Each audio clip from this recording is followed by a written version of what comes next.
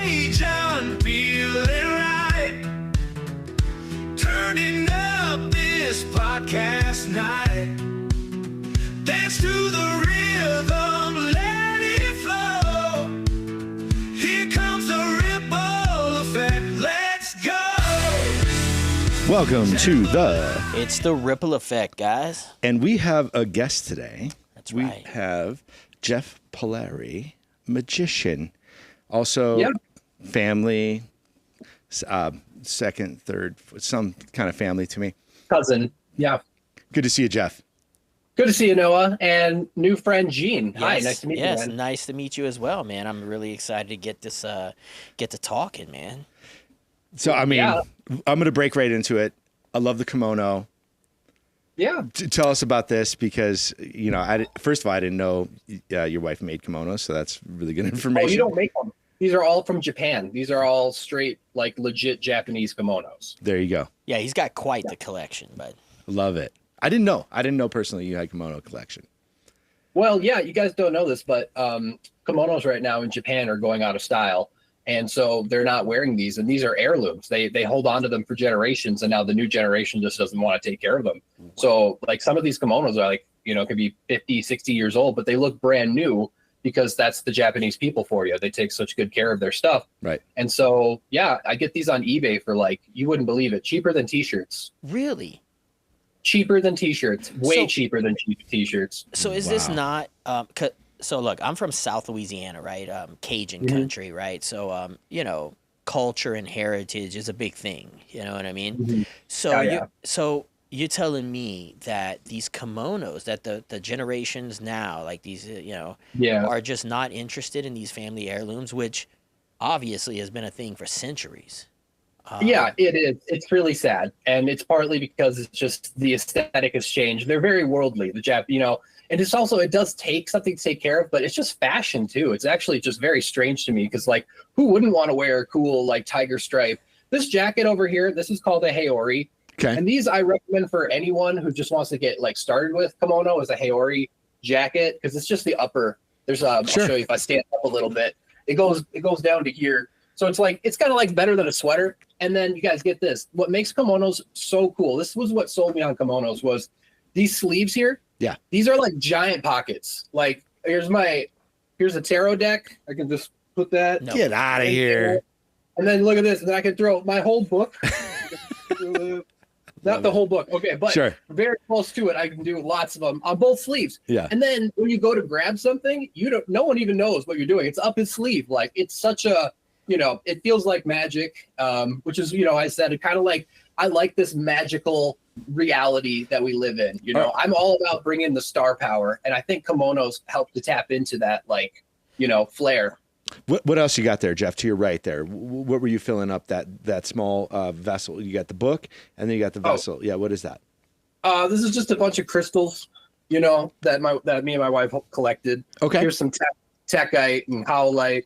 Azulite, smoky quartz, just like everything, just to kind of like have the whole crew. Lots of little fun ones.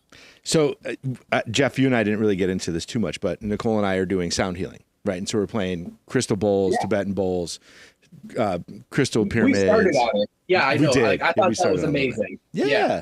So we, actually this weekend we picked up a couple spheres. We picked up a smoky quartz spheres and a garden quartz sphere, and it was 65% off. Oh, good. Yes, we got these gigantic spheres that were $850 for $210 Yeah. Oh my $300. gosh, really that large? Yeah, big. Amazing. We got big 4.5, 5-inch spheres, and then a gigantic tower, just a regular clear quartz tower.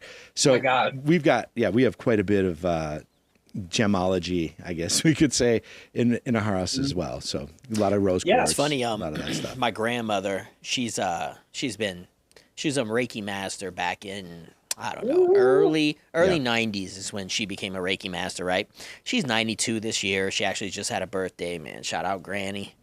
Happy birthday, Granny. Yeah, just had her 92nd birthday. But she has been kind of given away. She's collected, I mean, you can imagine throughout the years, all the crystals she's collected. You know what I mean? And like, wow. So lately she's been giving like my daughter Evie, she's given Evie some, and like anytime people come over to the house lately, it's like, Yeah. hey, she's giving away her crystals, Getting a piece, giving a piece Yeah, away you know here what I and mean? there. Because she Yeah. knows, like she's on the tail end, right? Noah, this Yeah. is from my grandma. This crystal is from my grandma, and she lived to be 92, and she gave this to me Yeah. on her 92nd No year. way.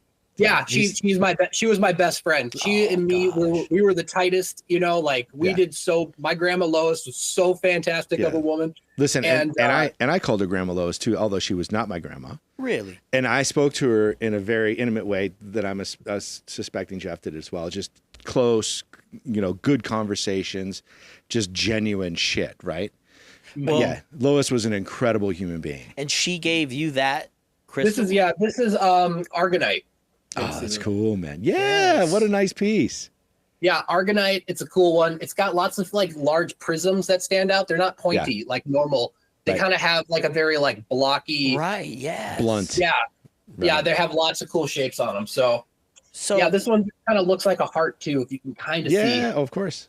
Did she pick Yeah. that up in Arizona, or where'd she pick that up? My grandma gave that to me. Yeah, Yeah. Where did I she don't know pick- where she you got don't know where she got it? Probably Yeah. the Rock and Gem show. probably. Yeah. Yeah. And where was she from? Where was she? So Lois resided in northern Minnesota, and northern Minnesota and Wisconsin. I saw her every summer at my great grandmother's house, Esther Pollery. Right. And Oh, she you would- knew Esther? I lived with Gigi Okay. during the Yeah. summers as a young man between third and sixth grade, probably. So maybe 3 or 4 summers I was up there, and maybe probably longer than that, first grade to sixth grade probably. And I would hang out there, and Dick and Lois would come by, and I would visit with them and enjoy some time with them. And then Lois got to see me grow up as a young man Right. into an older man. And so your grandmother gave you this crystal. So was she into? Yeah. She was into everything. I don't know. She was we just had Chinese New Year. Right. Yeah. Yeah, Lunar New Year. Yeah, It's, yeah. So my wife Yeah. is Asian. She's from Laos. Well, her family's from Laos. She was born here. Yeah. But she's actually Year of the Dragon. So it was just her year. Accurate. Yeah, that's awesome. But coming into Lunar New Year, so we celebrate that. My brother-in-law, he's Vietnamese. So yeah, man.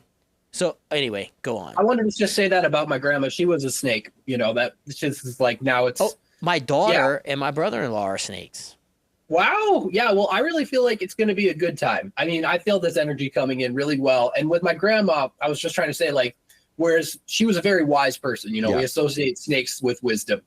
And I have a theory about that, by the way. Okay. And I just think that, like, with my grandma, she was really able to kind of like had a lot of different skins. So with some people, she would be one way. With other people, she'd be another. And when she was with me, we would get into all sorts of metaphysical stuff that we talk about. Yeah. Like she was phenomenal. Like she even was willing to do poi.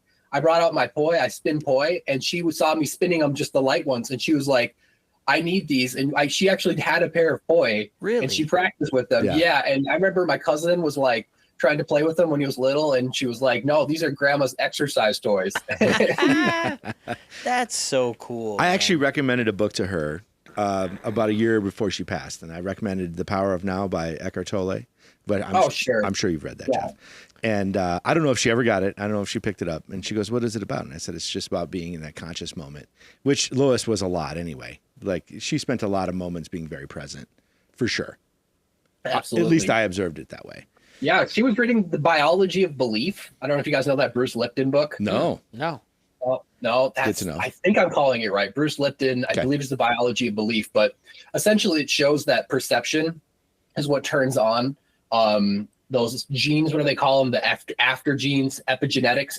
Your epigenetics can change in response to environments, Yeah. Right. And so it's all about your perceptions of things, and like they can remove the nucleus of a cell, which we think of as the brain, but it still does its job, So it's not the brain, it's actually the perimeter of the cell that's responding to the environments and then creating, so it's all about the way that things are like taken in by the cell and its impressions and stuff. So anyway, she was 90 Yeah. reading that book, and she just constantly was willing to learn and do more. So, you're the snake, for all of us to learn and do more and grow like that. That's so exciting. Oh my Oh, god. I didn't know that was the year of snake is literally that the year of growth. Year of learning. This year especially, it's This the year? wood snake. There's five elements in the zodiac, so it's always fun to look up and see what your element was. Yeah. My whole family were all metal, which is really fun, and Okay. we really are just like. I hear you, man.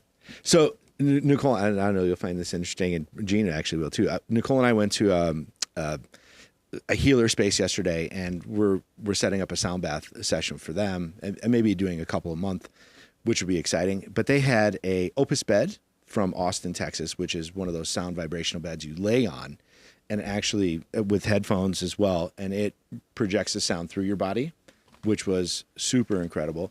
And they had an EES system, so an energy enhancement system, where they had 12 computers running in a room. So in each corner of the room, there's 3 machines that are stacked on top of each other, right? And it's basically running a program. They call it scalar algorithms, and the scalar sound algorithm itself will produce a series of lines of code of colors and shapes and different characters and whatnot. And literally, when you walk into this room, and this is very woo, but it's also woo with a bunch of technology behind it, it's literally interfering with the signal that is feeding us.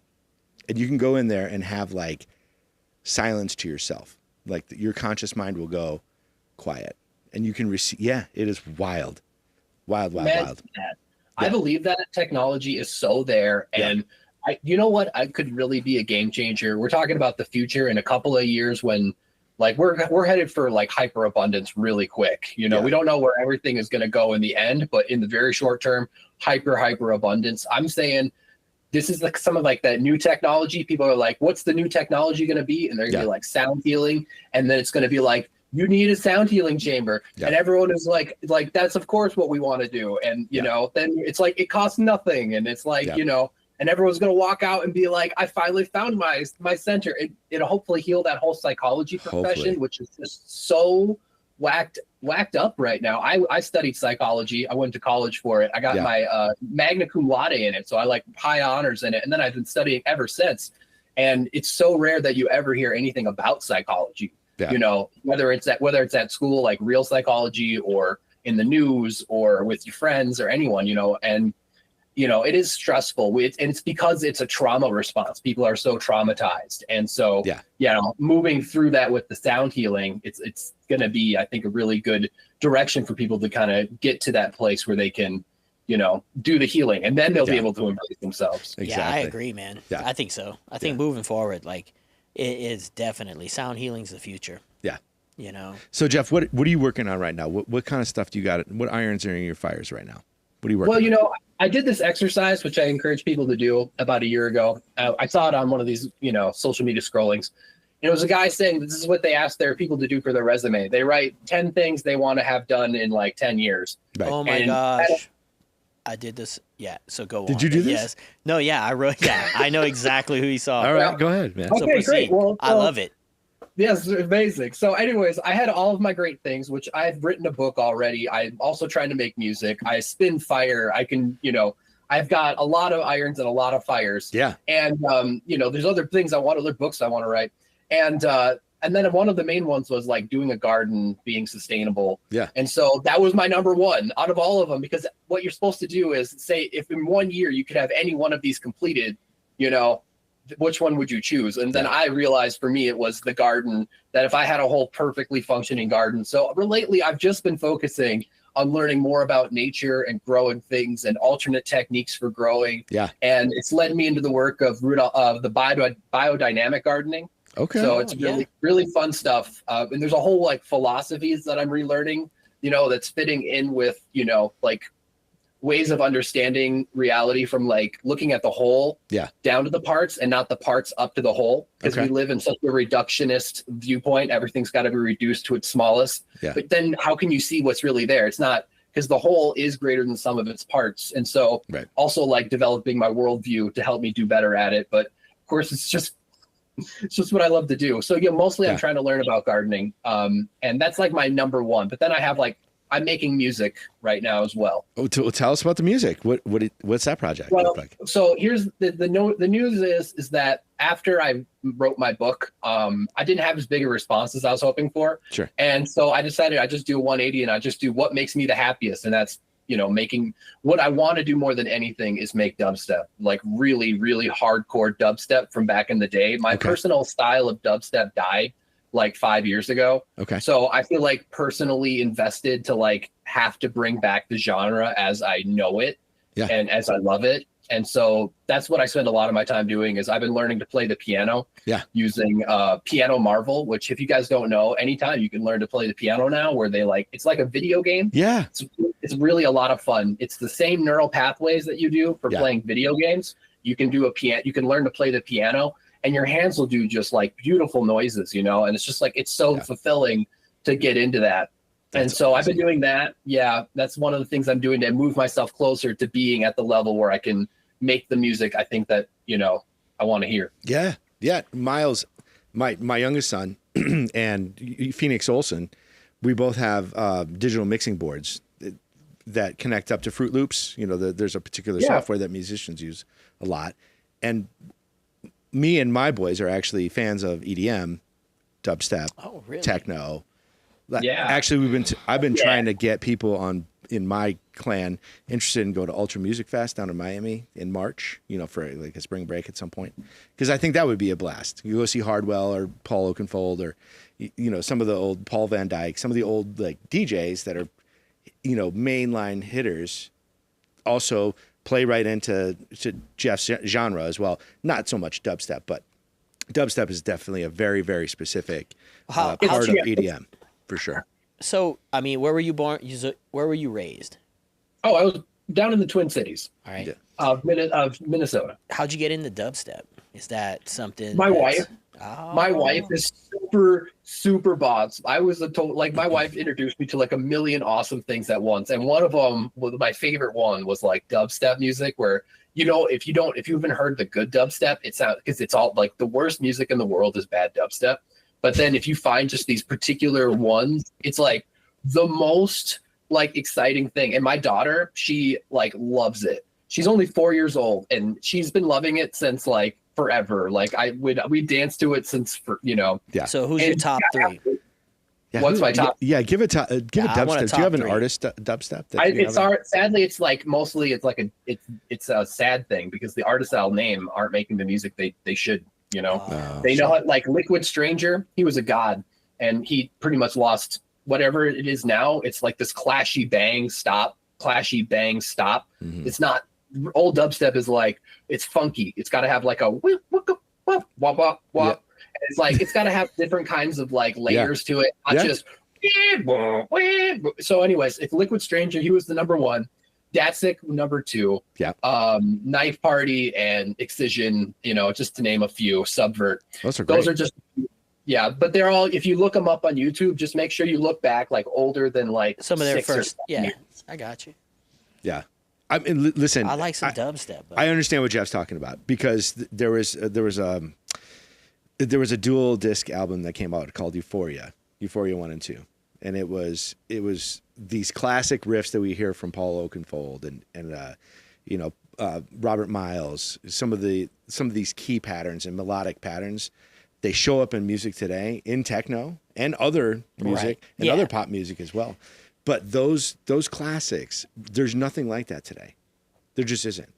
No, we've lost a little bit of touch. You know what I mean? Yeah. Can you believe it? No, this is no joke. Like you can go and find like, oh my gosh, it's so hard to even talk about. But like it's the tip of the iceberg where it's like movies being made today versus being like did you guys know the best movies ever made and of all time right now are likely to be Lord of the Rings? Like they might be, man. I mean, they might be. Look, I enjoyed Lord of the Rings. Yeah, you know what I mean? But I get it. Moving forward, what do we have? Like honestly, what do we have moving forward? I don't know, man. What's changed? It's a big mystery. It's just like the air isn't, maybe too much connectivity. Maybe people aren't being as interior enough, and so the real art isn't as popping as it used to be because it just maybe doesn't need to be. I don't know. And a long motion pictures themselves. I think that's That's still challenging. Yeah, to I do, get it, but right? I think it's the need to be first, right? It's like I need to hurry up and put this art out, right? Or what they consider art. Yeah. It's like I Yeah. need to hurry up and put this out, right, before somebody else puts it out. And so they're putting out shit. You Yeah. know? Yeah. And We so, are so saturated, you know, that's Yeah. a real question, This- you know, like, yeah, the saturation. You use the perfect word. Like it's the saturation, man. It's like where can we go? Like you know what I mean? Like my wife and I, look, we love to sit down. Like that's our connection time, right? Sometimes like, oh, we're just gonna disconnect from everything else and maybe watch a movie. Yeah, but you're in your 40s.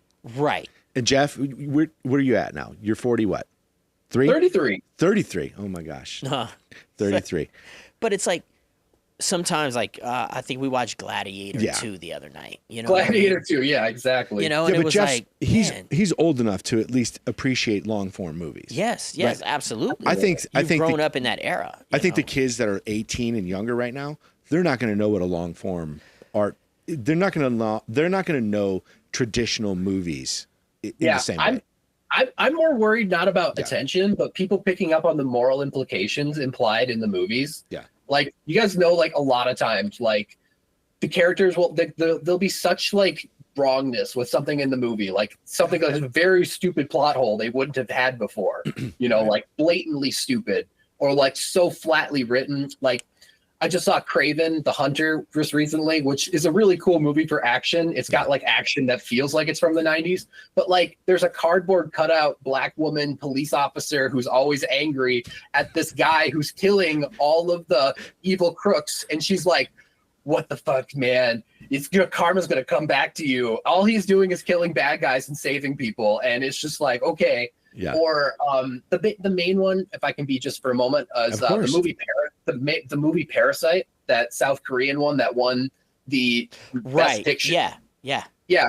So that movie is like the ultimate moral test. You should never sympathize with somebody who like just stabbed, you know, your child, which is what happens in the end of the movie. I won't go any more into it, but essentially it's like, it becomes this, like, it's like clearly a moral wrong to like root for, you know, the person that you've been following in the movie. Like it is Right. a flat out, like, where in the world where you're a psychopath. Yeah, I You know, never that's- understood how that movie, you know what I mean? And again, I mean, maybe I'm just not in touch, but I never understood how that movie was the greatest, you know, at that time. Yeah. It's one of those No. things. You know what else I've noticed too, like this trend lately? So they're turning what used to be our heroes into villains. Like you know, like our, you know, what was it? Wicked. Yeah. And I'm not saying the Wicked Witch of the West was bad, but it shows how they made her bad, right? And Yeah. maybe that's not a bad, but even Lion King, Yeah. like Mufasa, this new one's coming out. Yeah. And they're gonna show you that Scar wasn't the villain, that actually he was turned into the villain. Oh, sure. And it makes me think about like Star Wars. I don't know. I always feel like they glorified the villains and stuff like that. Star Wars Yeah. was good art though. I always Well, enjoy the beginning, not the new stuff. right the new stuff, and then it's like where'd they go with that? You know what I They've mean? made 4 freaking Death Stars in like 4 movies about Death Stars. It makes me so mad because Star Wars is supposed to be like our culture sci-fi, but Yeah. it's just like the most repetitive thing ever. And the very definition of sci-fi literature is that it can go like any direction. Yeah. It's like it's so science fiction-y, which is why I really am happy about like living in the world today. Like we are living in a science fiction novel right now. Yeah. With like how fast the technology is moving, and you know, it's very hard to like predict where any of it's going to go, and that's what makes it like I said, like so exciting. And Jeff, you're one of the. He's literally Jeff. You're one of the first generations that have been on Earth where you cannot remember a time before internet, right? You've always I had. can. You can. Well, I personally didn't have access to it but internet existed in the 80s. Yeah. You know, for some cool people. I was not, you know, when I first came online, like it was right when the first computers were. Yeah. So, you know, I really feel very blessed to be like right before internet, you know, like I'm right at the cusp, you know, so because afterwards you grew up in a social media like bubble, and I thankfully was outside of that before my teens were out, you know. And I appreciate having that view too, being able to actually have non-internet, non-cell phone into cell phone into internet. Yeah. Right. And seeing the progression. And we've loved talking about AI right now because it's such a hot topic. I want you to give us your take on what AI is going to be in the music industry and in film. Yeah. We'll see about the music, right? Okay, so a famous thing about AI is like whether or not it can pass for being a human, and it was called Turing test. Turing test. Yeah. And so the joke for me, I felt like the thing with AIs is like when an AI can the Turing test, they've already passed that phenomenally. Yeah, like right. and we are all just pretending like that. The rate is unbelievable. Like it's not even news anymore that the AI is, Yeah. But for me, the Turing test is of the AI intelligence is going to be when AI can write a book, write a book that I want to read.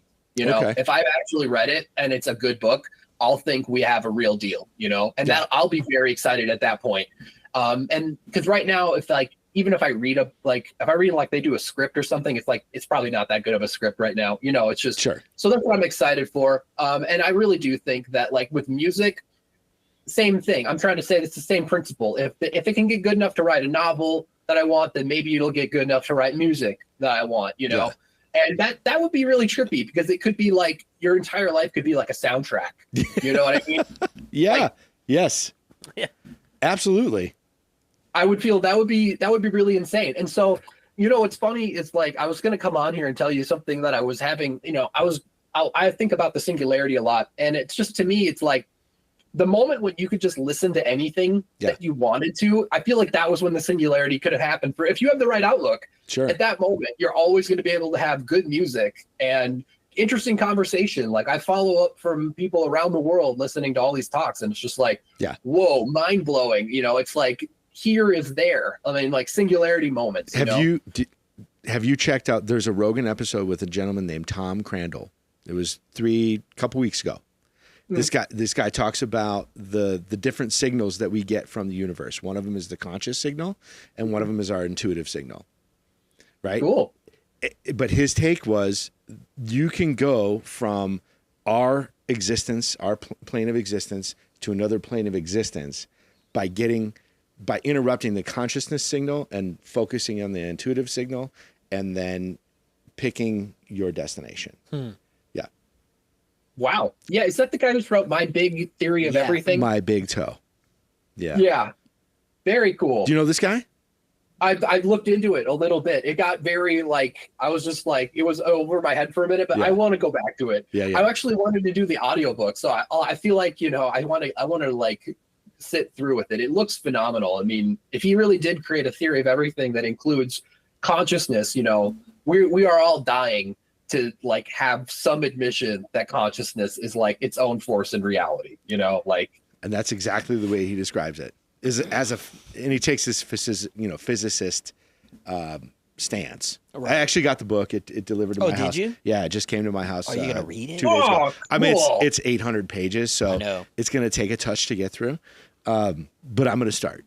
Dude, what's so funny is like I'm so used to listening to audiobooks now that when I do get an actual physical book, it just dude, I fall asleep so fast. Well, for me, it's the guilt of not doing something else. Yeah, the guilt of not preparing something for the family, or cleaning, or getting dinner ready, or getting somebody ready for basketball practice, or whatever. Well, that's what I'm doing too now. I'm like strategically placing them around the house. Yeah. To where when I'm not, in the middle of something, because like that's been my issue too. But I miss reading books because I'm so spoiled on listening to audiobooks all the time. This is a perfect segue, Jeff. Mm-hmm. Tell us about your book. Yes. Yes. I've written a book. It's called Arcane Arcade, a handmade tarot game. And so let me see if I got it here. Please. Yeah, here it is. Okay, so if you look up close, I'll open up to the first page. And basically, I took the tarot, which, I don't know, are you guys familiar with the tarot at all? Mm-hmm. Well, you know what's funny is I grew up in South Louisiana. But for everybody, you should tarot's everywhere, right? Yeah. But I have never done it. So I thought this was what I've been waiting for, to be honest. When I looked you up, I was like, this is a perfect time to get educated on this. So please proceed. Okay. So I can't begin to describe how very fortunate we are to have the tarot. The tarot is just so basically it's symbols and archetypes put together in a numeric order that really resonate all together. And it includes alchemy and astrology and like other forces of like ancient Western philosophy, the ancient stuff that's Right. in there. It's like this is a key to what the ancients saw and felt, because it's actually like just this primordial system. And so you get to just learn these archetypes, and it's so important to do this. We need to have symbolic literacy, you guys. Yeah. Because signs and symbols rule the world, not laws and decrees. And that's a statement just from Confucius. Like, he knows it's the signs and the symbols that rule things. So if you want to be free, you got to learn the symbols that are around you. And the tarot is just really helpful because each tarot card is considered to be like a living block in a temple that you build. And basically what it ends up being is a psychic container for your brightest and your darkest, so that you can actually, hold them. Okay. It's actually a mirror, and the tarot is 78 cards, and then they repeat themselves over again. The 78th card leads to the first card, Okay. which is the Fool. Okay, so the Fool is the opening card of the tarot, and it represents the like joyous discovery spirit, just the innocence of beginning, not knowing. And it's like also represents like infinite chaos as well of all life, kind of like that. And then the very final card is the 10 of Pentacles. Like, so it's like wealth is what that's described as. Okay. And so over the shoulder of the Fool is a money bag, and it actually contains the coins. So what this means is that you're actually developing experiences along the way, and then you put them into the money bag, and then it goes back into the beginning again. And then you start off the next level you're with the experiences behind you moving forward. The treasure. Yeah. The treasure Yes. of your experiences. So it's a really deep system. It's been called the nomadic cathedral. So you can learn these images, and it's just, okay, like how do you use them though? Okay, it's just really looking at just learning what it is. And so what I wrote in my book was that like using the tarot to like tell the future was like basically using your cards to hold gasoline. Okay. Like that's not the point. The point is to learn all of the signs so you can have fun with them. And so what I did, you guys, sorry, all this build up is I like made it. a game out of the tarot. So the game is, you can kind of see right here. Yeah. I've got hand gesture for like each of the archetypes. Okay. And so like the Fool is like a waving hand like this. And then what you find is that each one of these archetypes has an element associated with it, because it's also involving alchemy and astrology. He's going to a sleeve. And yeah, so the Fool is an air archetype because he's really just like an airhead, Yeah. And there's a lot going on with that. Like the word Fool is follis, and that means like windbag in Latin. Okay, and so he just represents the primal like spirit. Okay, and when we say spirit, it actually means breath, right? Yeah. Like that is something that we all like understand, like inspiration. Like in almost every like religion, like Atma in Hindu is breath, and so this is like important for us to realize just how fundamental breath consciousness is. And that's what this is. It's like, that's the opening statement of the tarot, is that like, we are all one breath of God, like moving forward, in this journey of our own. And then each archetype builds on each other. And so I write about this in my book. It's like an introduction to the archetypes themselves, and not like how to read them, but just how to play with them. So like the magician is like a snap. Okay. And that's a fire. And then you have the high priestess, which is standing between her two pillars of peace. And then you got the empress, which is this 3 here. She's the third archetype, and she sits on the throne, which is the 3-in-1. So the empress represents the unification of like the, Father, the Son, and the Holy Spirit. Like, and the empress is supposed to be the earth. Like the fourth, anyways, it just goes, it's so wonderful. And I can play with you guys now if you're interested. It's just super fast. And it's Let's play. So like really simple, like if we just go TARO, and then you make any of the gestures that catches your eye. All you have to do is just pick one out, and then whichever one you pick, it'd be the one that you're meant to pick. And I'm going to pick one, and then Gene will pick one. We'll all do it together. Okay. You guys got one? Yeah. Okay. So when I say O, TARO, make your gesture. Ready? TARO. Okay. So Gene did the tower. Noah did strength, and I did the Emperor. Okay, guys, guess what? All three of us did fire. What? Are you for real? All three of us did fire. Yep, I'm the Emperor. I'm an Aries archetype. The martial fire. It's primal fire. Yeah. And then Noah did strength, which is Leo, which is fixed fire. And then over here, Noah, you did the Tower, which is like the fire card of like the destruction that brings new creation. Oh, perfect. I didn't even know. Yeah, that was the upper right quadrant, wasn't it? Yeah. Yeah. Well, I was down. It was. Were you down? Everyone did different ones. No, like you. Here.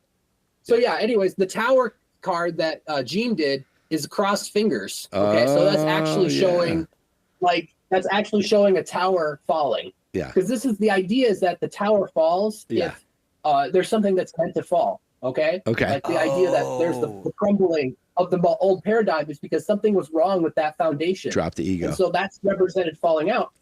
And I don't know. and then Noah here, he did the strength card. And the strength card is about the strength to like be yourself and strength of like Leo to like go into the dark. That's my guy. And yeah, and it's about the hero's journey is essentially what strength means, And there's also an important part about it too, where strength isn't just about liberating people forever, from their problems. Basically it's the power to like liberate yourself from any kind of like master slave dynamic and like be true to who you are, like outside, like don't be a reactive person, living your own truth. Yeah. Because in the end, you're going to save people all the time and then they'll always need saving. So there's a certain level of that. Well, I just saved everybody. Why do I have to come save you again? Yeah. Yeah. Yep. And then I pulled I did the thumb up Emperor. Yeah. Okay. And that the thumb is actually the sign of the will in palmistry. So I actually incorporated, I did hand reading. So I put hand reading like information into the gestures for the archetypes. Okay. And you can see here the will is all supposed to be expressed through the thumb. So we can do full hand readings just on the shape of your thumb and you project it up and that represents the Emperor sending his will like up into the world, and to like do what he wants, to push forward. And so anyways, all three of us together must be feeling, this excitement. Energetic. I believe so. So I'm going to go. So you went to school, you said for psychology, right? Yeah. And then here you are, like this journey. So you go from formal university training, right? Like in a sense where you're in this, and then how do you end up where you are? Because I would think that that would have beat that out of you. Yeah. Like that's the idea, right? That's what mainstream, right? I almost didn't finish. My wife came to me, when I met her, I was in my last semester of college. And when I met her, it was such a psychic opening. I almost just completely walked away. Wow. I was just I'm so glad I didn't. It would have been so stupid. Yeah. But I had moral dilemmas with going bad because of just how polluted and how inculcating they were of total submission to what you're about. And as soon as I saw it, it was just teachers and the students all sitting around and just the kind of pressure of that. I was oh, this is terrible.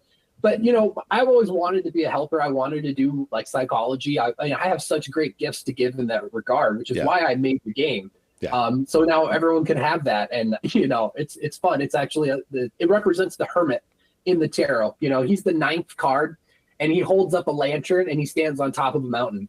And that 9 shape, he looks down over all the other numbers of the tarot, the 8s and 7s, because the 9's at the very end looking back. Okay. And he's holding up the lantern. And so that's what I've learned is that's what you have to do if you want to help people, is you have to basically become the hermit. And you have to embrace your own ability to love yourself and be yourself. Mm-hmm. And by doing that, you help other people do the same. That's the only thing that you can do is just be more of yourself, because the gift that you're giving, it's like a light that's inside of all of us that helps the light to shine on other people's light. You know what I'm saying? Oh, yeah. And it's like this lantern that's at the very top. And so it's kind of lonely at first, but you have to just keep going up to the top of the mountain. Right. Because when you're finally at the top of the mountain, people can finally see that light. And then you look like one of the stars, you're raising it up. Yeah. So that, basically what I'm trying to say is I learned that, to help people, that's the best way to help people, It's pretty hard to help people. Yeah, it is. Oh, yes, it is. But in a genuine way, be the hermit, right? Yeah. Essentially. Just be patient. You'll be called on when you needed. Yeah. You know, at the appropriate time. It's hard, man. Always. It is tough. Yeah. Always rise above too. I mean, I feel like there's also like things that could get on your case about this or that. And I always feel like that's the other part of this too, is like there is a lot of pressure to like submit, you know, in the social things about, you know, if you're not playing with like what we agreed upon, like we agreed upon this, and you know, there's that pressure to go down. And I love it how the tarot kind of solves that problem, because essentially it shows that the very like foundational archetype, that fool archetype, it represents like randomness. It represents like clashing, like the power of clashing, you know, like literally clothes mismatching. And that also represents like paradigms being mismatched. And so like the way the fool wears like a silly outfit and puts everything together, that's how we have to be. We have to be like willing to like be silly and put all sorts of different ideas together and like live the life of vigor, you know? Like, absolutely. Yeah, that's a beautiful way, man. I like how you put that. That's beautiful. Yeah, I do. Absolutely. Yeah. Well, that's just the whole tarot for you. There's like a bajillion metaphors, you know? Becoming a master of metaphor is what the tarot is all about. And it just lets you be more aware of like psychic experiences, you know? And so that's how I got into sharing the tarot. And I have a really great teacher of the tarot, was Michael Tsarian, who is just an absolute legend in all things psychology. So that's kind of where I got that. And then my wife, she's also at like Michael Tsarian's level when it comes to psychology in her own way, in a womanly way. Now, do you think you made like a vow for this time to come back and teach people, or like, do you think you made a contract with yourself from a previous life to come back and take take this on? Yeah. Tell me about that. What a question. Okay. So I know it's not like a question you can just ask everybody on the street, right? I want to share with you. I'm sorry. My microphone fell down. Okay. Yeah. Hear me better? Yeah, you're good. Bud. So, I think that like each existence we have, we've kind of had before. And I think that every time we come back to this existence, we start over like with another higher level of like the knowledge. Like I just described with the fool and the money. The fool and the treasure. I think that like, okay, so follow this logic. Okay. How amazing is it that anything exists at all? Right. Like it's absolutely, you look at it and it's just like, I couldn't imagine how it could have gotten here, you know, like it just did though, in this exact way. Okay. So it literally defied all the probability that it wouldn't exist, is that we exist right now. Right. And so this is my reasoning. If something has had the power to exist, it will continue to have the power to exist. Like nothing could change that. Any moment, it's always going to have that ability to be existing. If it came from it once, it can come back again. Yep. You know? And so the one thing that we know about existence though, is that it's always changing. Right. Right.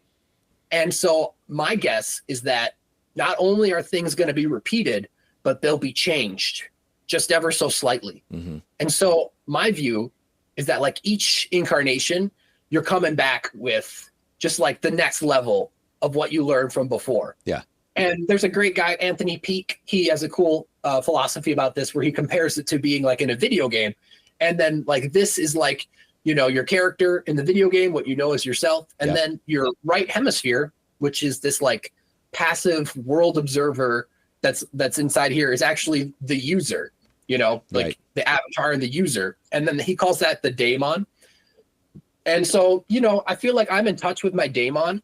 And I'm also feel like I'm in touch with the daemons of everyone, you know, because I feel like I've walked this path and I've seen what it is to be the hermit at the top of the mountain. And so like, it's not just me shining the light. I can also see, you know, the people's like that. And I want to do work for them. You know, I want to like champion that voice inside people. And so that's why I do it. I do it so that, because I have seen the other side of the veil. You know, I got a really, really lucky trip that I went through. Like I got a really good one, like one of the best ones you could ever have counted. Talk us through it.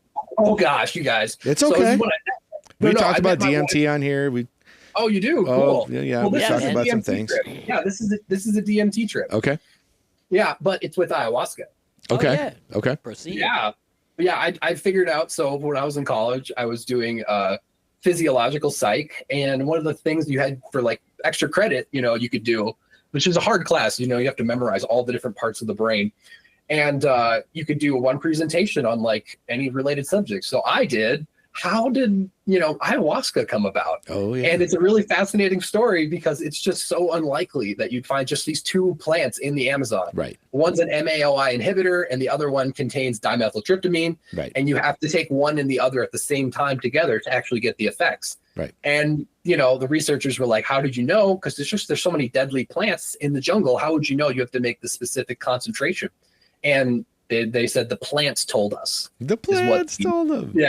Yes. So I got to do that presentation in school, and I got to like do all this research on it. I was already pretty interested. The ayahuasca monologues had just dropped back around this time in 2012. Okay. So I did lots of home brews, you know, and figured out how to like do it. And then I shared it with my, you know, one day to be wife, and you know, because she was a great vibe, and I was like, we should do this. And dude, it just was crazy. Like she just blew my mind when I was there with her. Yeah. And because she's like a really deep, like totally in the unconscious type personality. Like some people are like real shamans, you know, like they walk around like in a much deeper layer of reality than others. And she walked down on like the, you know, the bottom floor higher with frequency. like, yeah. But so we did the Aya together, and like, it just blew open my mind. And it felt like I was like, if I'm going to die, like I'm pretty cool with this. Cause I went right into, okay, so after it hits, I did it. And I went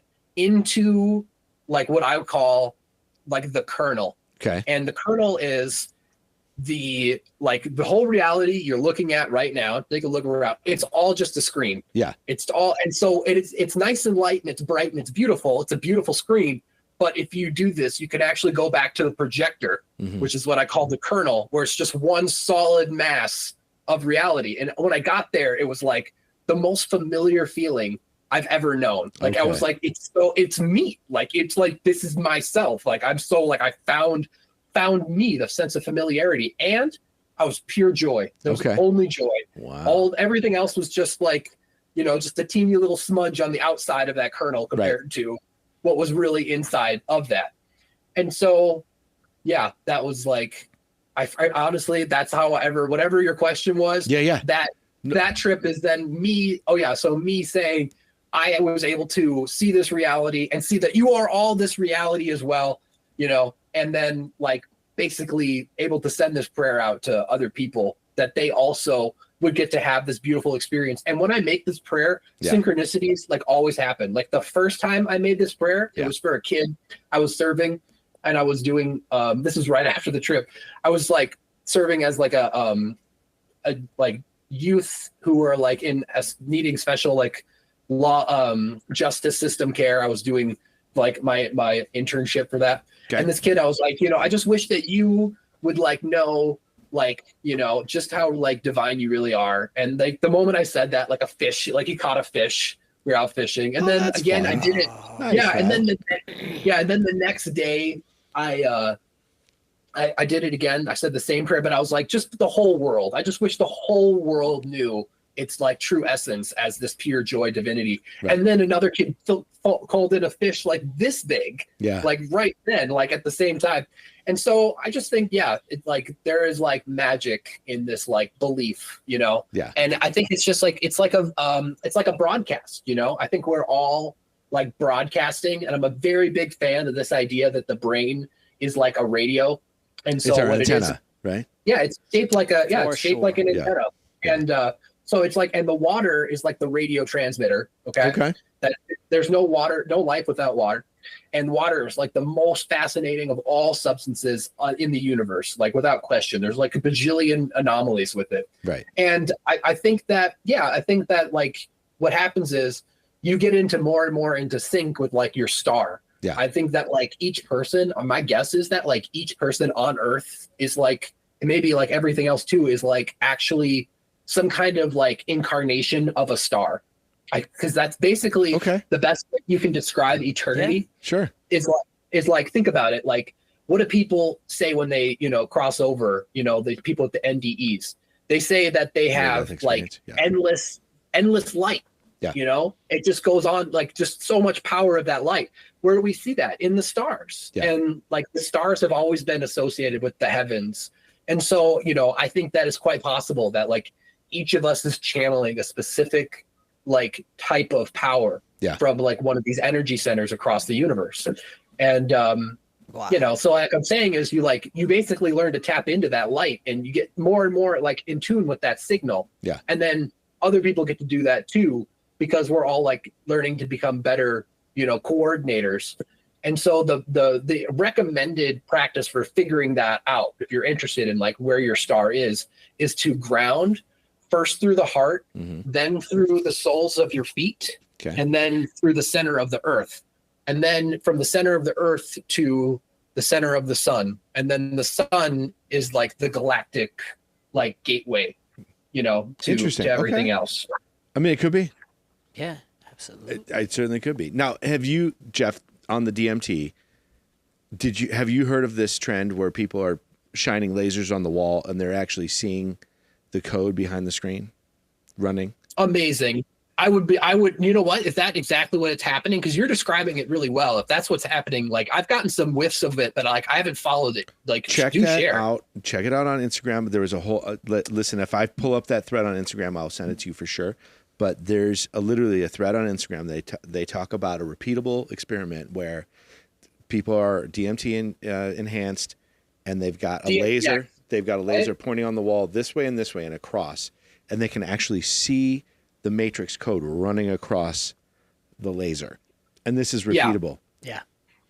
I think that's fantastic. I've followed the story of the guy who developed the DMTX program. Yeah. Which, he's like anesthesiologist level, like mathematician. Yeah. And so it's just a matter of keeping the drip, like at the exact level like they do with anesthesia. Yeah.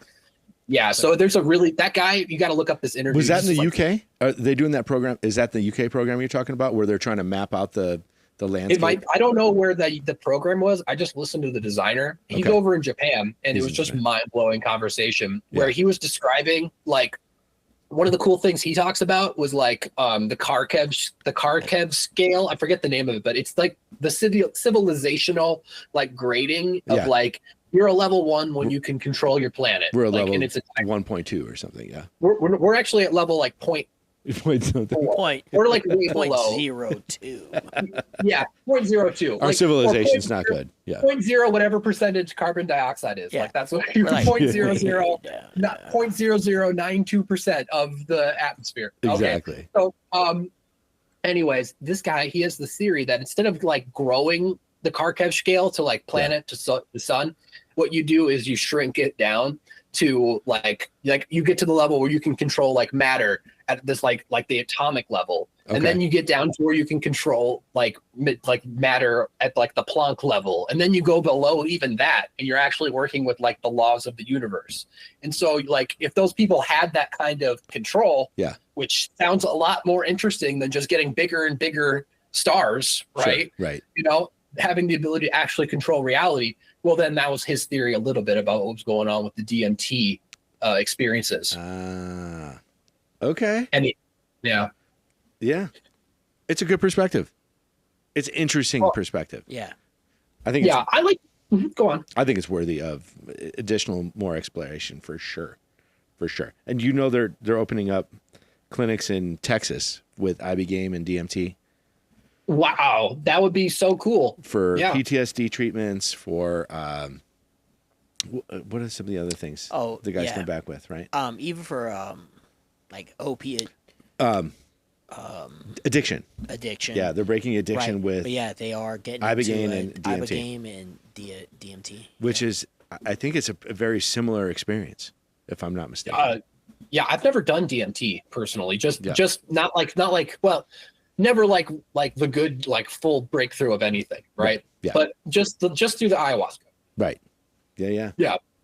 But it's pretty amazing stuff. Like everything I've heard about it, like I've read into it enormously, and like this new program that they're messing with, like it's pretty strange, like reality could get pretty like, I mean, especially I love what you're talking about with these like, healing clinics where it's like, I think about the sound healing again. It's like, imagine that, like the future is like sound healing and psychedelics together at the same time. Yeah, like, Nicole and I want to open this International Sound Healing Center in St. Vincent and the Grenadines. I think it's a phenomenal idea. Yeah, we would love to Not have idea, but like, a spot where practitioners from all over the world can come, and people that need help can come from Sandals Resorts or wherever they're coming from on St. Vincent, or in the world, New York City or L.A. or Texas, Austin, Houston, Florida, Orlando.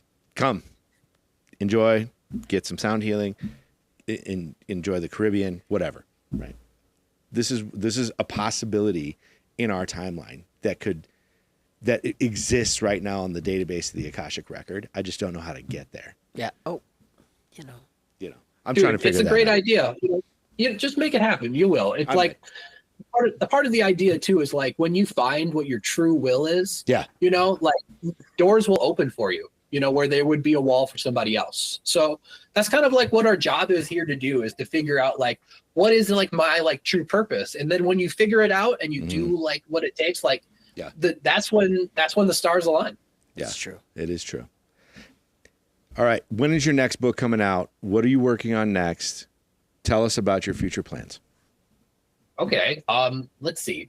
I have right now just to do more videos, I guess, for my book for people who are interested. I want to just put out like more of that. I've done a couple of those, but good. Lately, like I said, I've been just kind of pulling into my hermitage, which is just fine with me. But like, if people want to get a hold of me and they're interested, I always spend as much time as anyone wants to talk and chat. Like, I have so much to give. So if anyone is interested, I'll always more for that. And, right now I'm working on these kimonos. My wife right now, she's moving into digital marketing. Yeah. And she's got a real, like, you think I had a couple of kimonos? Mm-hmm. Dude, this is like the tip of the iceberg of the collection. Like there's so much going on right now with these kimonos. And so, I love checking them out. They're really lots of fun. Whenever I feel like I've had a crap day, you put on a nice kimono and it's just like, it spruces you right It's so up. much easier to relax. Yeah, exactly. So where can we? It is where like can people? Where can people connect with you at? Yeah. How do people find you, Jeff? Yeah. Well, I can be on, I guess like Facebook is like one of the easy for social media, but YouTube's the one that I put my videos up on. So if people want to connect with me on YouTube, that's great. I'm also on Substack, which was call it out. What's your Substack. What's your user on YouTube? Do you know what that is? Meta Victor. Meta Victor. Okay. Oh yeah. On YouTube, it's Quest On channel. Quest On. Yeah, because it's like the word question. Okay. Yeah, but it's Quest On. And so what's funny is if you just remove the I from question, you got, Quest On, and then Quest On to what? To find that I. You know what I mean? Yeah, love it, man. I'd love Jeff, can we do this again, please, in the future? I'd like to hear more about what you're definitely working on. I would like. Very interesting person to me. Oh, dude, anytime. Like, I was very impressed that we got to just cover such a wide range of subjects. And I wanted to talk too more with Gene about his questions on the tarot. So, perfect. Definitely coming back to that. Let's do another one. Yeah, let's do another one. We'll schedule it out for a month or two, and we'll have some more life experiences before then. Yeah. Right? Thank you guys for sharing. Yeah, man. Thank you. Jeff Polari. All right. Magician. Thanks, Jeff. All right. Thank you all. Thanks for your time, man. Have a wonderful afternoon. All right. Happy Friday. Yeah, you see. Later. Thank Bye, you. guys. Yeah, Bye, everybody. Here.